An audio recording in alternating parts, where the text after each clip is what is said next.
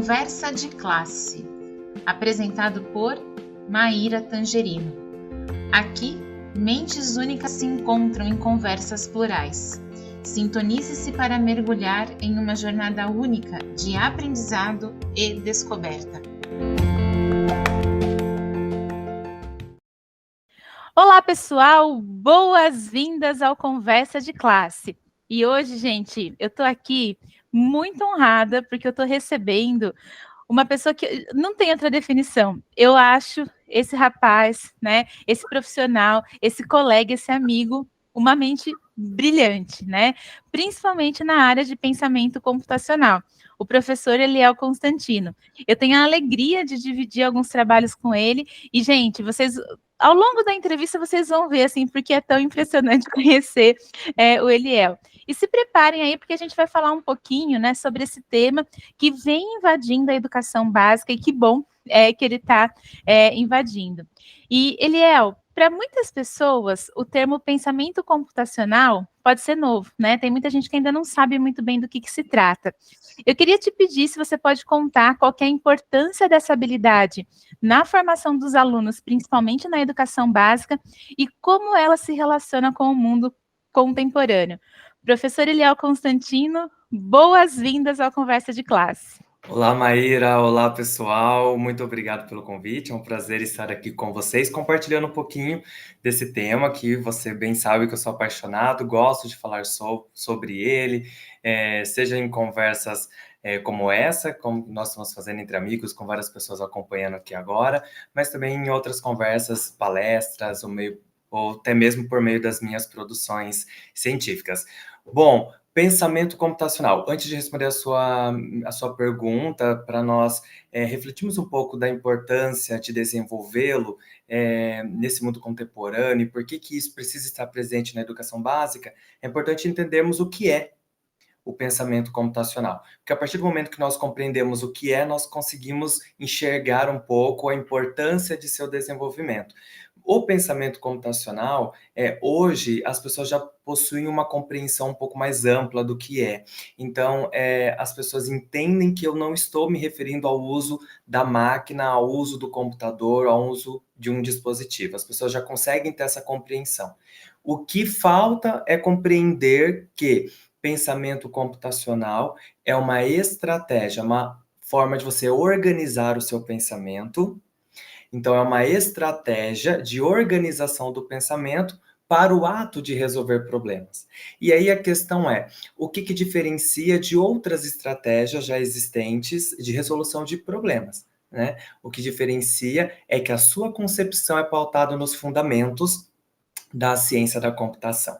E aí que vem a importância de nós estarmos desenvolvendo o pensamento computacional na educação básica, nesse mundo contemporâneo. Nós vivemos em uma sociedade que é cada vez mais impactada pelos avanços tecnológicos. Se nós fizermos um apanhado histórico, nós vamos compreender que a ciência da computação, enquanto área do conhecimento, ela é uma construção humana, né? Ela é resultado de matemáticos, físicos e engenheiros que lá atrás, né, foram colocando seus conhecimentos e desenvolvendo os instrumentos tecnológicos da época que foram evoluindo de acordo com o conhecimento humano e chegamos hoje nessa ciência, em toda essa estrutura que nós temos hoje. Mas o que acontece? Nós, seres humanos, fomos criando e desenvolvendo a máquina, mas nas nossas próprias ações, nós fomos nos distanciando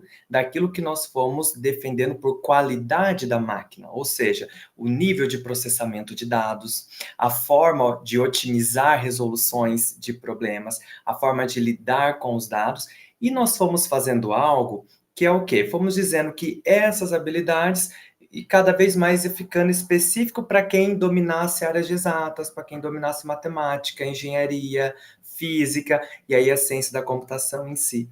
Sendo que a ciência da computação é uma construção humana. Então, o pensamento computacional, ele vem inverter essa história.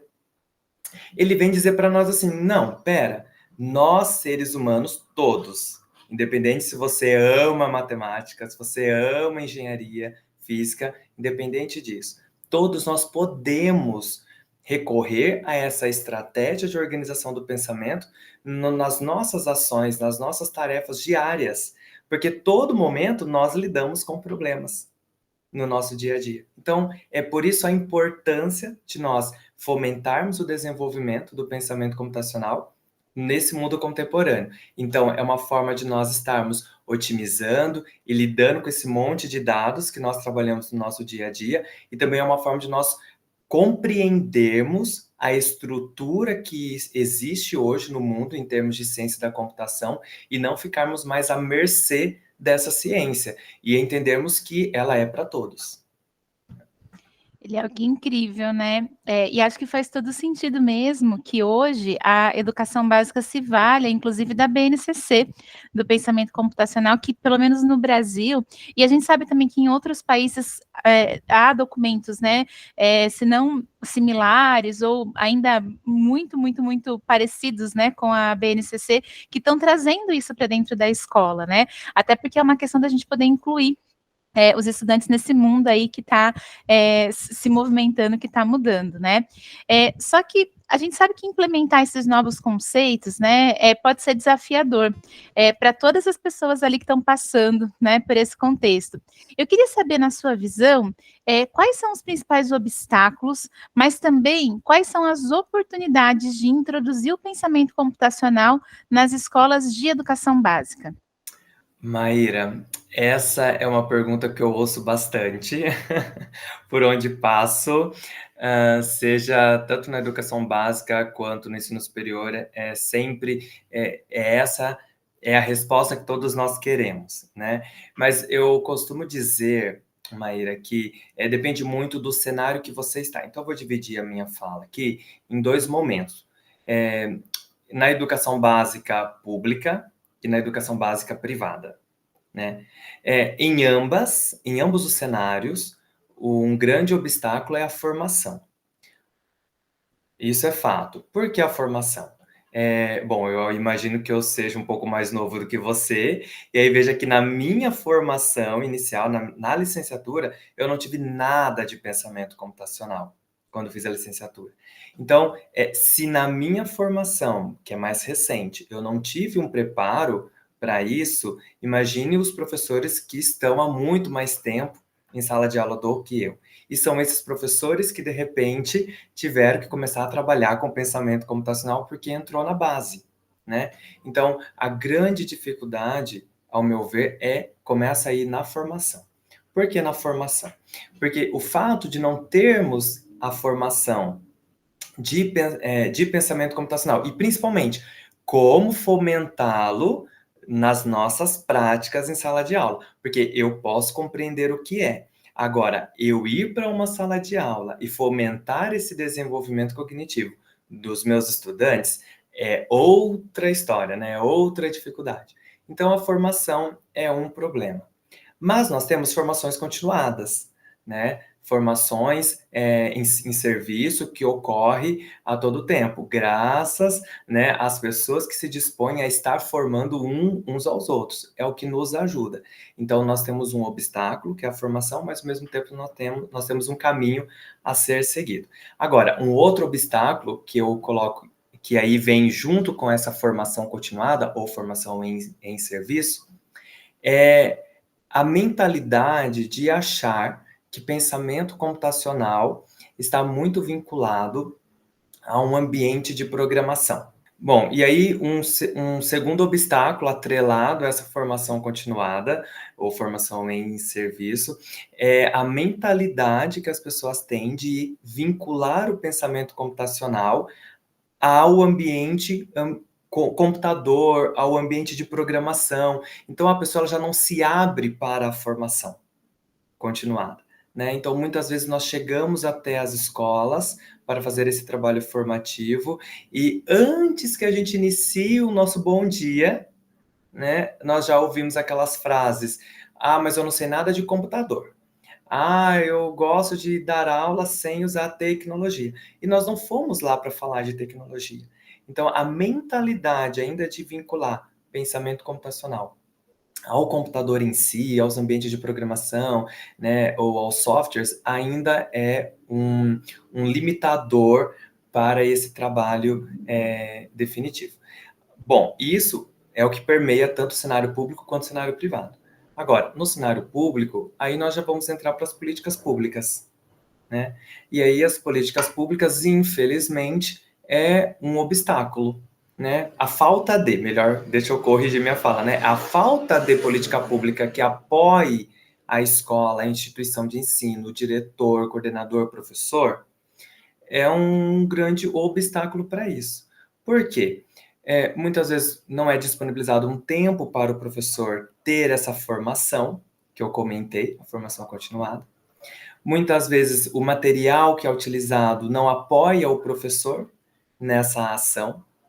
Muitas vezes o professor precisa recorrer por si só a recursos, a materiais, e quando falo materiais, eu estou me referindo a um material físico, às vezes é uma atividade, é uma tarefa, né? É algo mais simples, porque o pensamento computacional, como eu disse, já que ele é uma estratégia, eu posso desenvolver de forma desplugado, mas quando o professor consegue essa tarefa e vai para o ambiente da sala de aula, tantas outras questões burocráticas estão atreladas à sua prática que o impede de avançar naquela ação, né? Então, a falta de política pública que apoia essa incorporação na prática do professor é um grande obstáculo. Agora, o que nós trazemos como as possibilidades, né? Porque tem obstáculos, mas também tem o cenário positivo, isso é muito importante.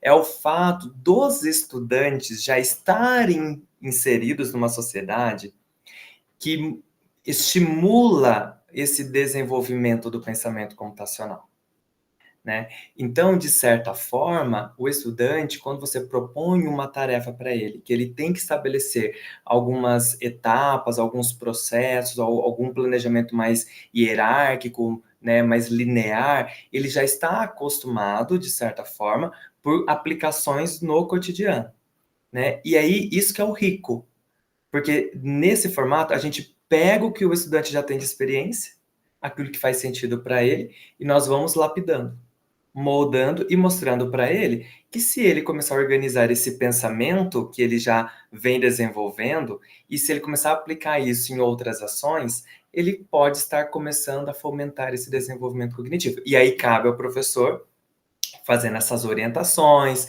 esses ajustes, essas ações, né? Então, esse, para mim, é um ponto positivo muito grande, porque todo desenvolvimento cognitivo só ocorre se fizer sentido para o estudante. Então, o fato dele já estar inserido nesse processo, né, muitas vezes, é um facilitador para nós.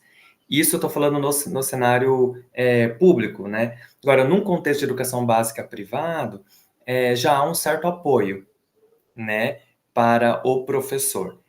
Aí, o limitador passa a ser uma visão que nós encontramos que, infelizmente, muitas instituições do cenário privado ainda têm aquela visão de que pensamento computacional é a aula de robótica, né? Então, as escolas ainda insistem em ter somente a aula de robótica. Maíra, não estou falando mal da aula de robótica, tá? Mas é preciso entender que uma coisa é a aula de robótica, seja o material que for, outra ação é uma aula que visa promover o desenvolvimento do pensamento computacional. Então, as escolas ainda não compreenderam essa diferença e acabam recorrendo somente à aula de robótica por N fatores, que não vem ao caso aqui, dizendo que desenvolve pensamento computacional. E não é pensamento computacional, somente ali, né? Então, esse é um outro limitador, porque acaba que segregando um pouco mais, né? Porque acaba enfatizando aquela visão, aquela mentalidade de que pensamento computacional é robótica, é ambiente de programação, é computador, né? É isso. Infelizmente. Então, eu trouxe aqui uma visão geral para a gente compreender os limites e as possibilidades de ambos os cenários, né? E ele, eu acho que faz todo sentido, né? Porque a gente acho que acaba tendo uma visão ainda muito dissipada, né? Principalmente na escola, de que a tecnologia por si só ela soluciona, né? Ou ela vai fazer avançar em problemas que são complexos. E não é isso, né? A gente sabe que os problemas complexos, eles podem ser resolvidos com tecnologia, mas isso nunca vai tirar essa camada de reflexão, né? E principalmente essa camada, como você falou, né? Da gente conseguir pensar o problema de forma muito mais orgânica, né? E não simplesmente, toma aqui a chave de fenda. A chave de fenda, ela não vai sozinha apertar o parafuso, né? Ela precisa da mente ali por trás, que ainda vai manipular a chave para fazer girar o parafuso, né? E aí, até pensando nisso, como que você acha que é possível garantir a incorporação do pensamento computacional, não apenas uma incorporação tecnológica na escola, mas uma incorporação que promova, né, uma aprendizagem mais significativa e mais criativa para os alunos? O primeiro ponto, Maíra, que eu sempre falo é conectar essas ações com aquilo que o estudante já está trabalhando no seu cotidiano escolar, né? Vou exemplificar um pouco mais aqui a minha fala. Muitas vezes nós queremos trabalhar pensamento computacional e a gente coloca numa aula específica na grade curricular, a aula pensamento computacional ou qualquer outro nome, tecnologias, enfim.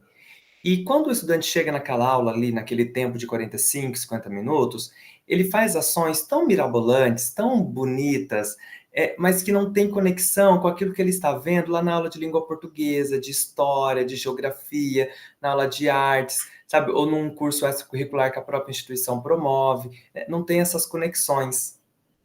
Então, se não tem essas conexões, o estudante vai sempre achar que aquilo é algo de segundo plano, é algo que talvez não é para a vida. Por quê? Porque a gente socialmente fala, sempre defende que tudo que se aprende ali na escola, em termos das disciplinas obrigatórias, as básicas, né, do currículo obrigatório, é o que é essencial para a vida. E aí, de repente, nós estamos diante de algo que não tem essa conexão com aquilo que nós estamos defendendo como ser essencial para a vida. Então, acaba que essa incorporação, esse desenvolvimento, acaba não sendo efetivo para um processo de aprendizagem do estudante. Porque o que ele está aprendendo ali, ele não conecta com o que ele precisa aprender lá numa aula de língua portuguesa, por exemplo, né? Então, a forma de incorporar isso para que ocorra uma aprendizagem significativa é relacionando com as experiências que já são desenvolvidas, que já são promovidas em todo o ambiente escolar. Certa vez, Maíra, eu escrevi um capítulo de livro para uma obra que falava sobre o pensamento computacional desenvolvido na escola de forma integral. Né? E eu lembro que na época de lançamento do livro, as pessoas muito achavam assim, não, eles estão defendendo o pensamento computacional para as escolas do programa Ensino Integral, ou para as escolas que os alunos ficam integralmente na escola. Né? E aí, depois nós fomos receber relatos de leitores que eles entenderam o que nós estávamos querendo falar no livro, que é promover uma formação integral do estudante. Para isso, nós estávamos, entre outros recursos, entre outras ações, fomentando o desenvolvimento do pensamento computacional. Né? E nesse trabalho, até relato uma experiência de uma professora de geografia, que ela foi trabalhar com mapas, o mapa do Brasil, com seus estudantes, e a ideia era que eles compreendessem a divisão por regiões, as características dessas regiões, as características dos estados, características econômicas, enfim, era o conteúdo, o objeto do conhecimento que ela estava trabalhando ali. E nós fomos, então, junto com ela, promover o desenvolvimento do pensamento computacional nessa aula de geografia, para que eles pudessem fomentar esse desenvolvimento junto com o objeto do conhecimento que está ali. E essa professora depois traz esse relato, que nós fizemos isso em uma turma, e na outra turma nós não fizemos, para que ela pudesse ter essa experiência da comparação. Né? E a professora depois ela percebeu que aqueles que estavam na turma, que nós fomentamos um trabalho com o pensamento computacional, para essa aula, nos conteúdos futuros, ou seja, nas habilidades quando ela foi trabalhar as habilidades futuras, os objetos do conhecimento, eles mesmos já foram desenvolvendo a decomposição, o reconhecimento de padrões. Aí eles foram estruturando numa forma hierárquica, que é o algoritmo. Eles já foram analisando e sintetizando os dados, que é o processo da abstração, e ela só foi ali mediando aquele processo. Já a outra turma, ela teve um pouco mais de dificuldade quando ela saiu do mapa do Brasil e foi para o mapa da América, né? Ela já teve essa dificuldade maior. Então, é isso, sabe? Quando a gente fala assim de promover uma aprendizagem significativa, né? Ou seja, desenvolver o pensamento computacional para que ele contribua de fato com a aprendizagem do estudante, é promover essa integração. Tem que estar vinculado com aquilo que ele está aprendendo nas outras disciplinas, na sua faixa etária, né? Professor Eliel, muito obrigada, né? Eu acho que ficou muito elucidado assim para a gente. Acho que é uma contribuição imensa para quem nos acompanha, né? Eu sempre conto para quem vem aqui no programa que a gente tem uma audiência de docentes, mas também uma audiência de pessoas que estão em formação, elas ainda estão na universidade. Então, acho que é muito bacana elas aprenderem do começo, né? Como a gente diz assim, né? E ali lá na primeira parte já entender esse conceito. Ali é onde ele começa, e acho que você é uma das pessoas que mais entende disso no Brasil, né, e acho mesmo, né, você se mergulha no tema, você gosta muito, né, agradeço mais uma vez, e a porta está aberta, né, porque também é um assunto que não finda nisso, né, tem várias outras camadas aí que a gente pode trazer. E pessoal, a gente se vê no próximo Conversa de Classe. Até mais!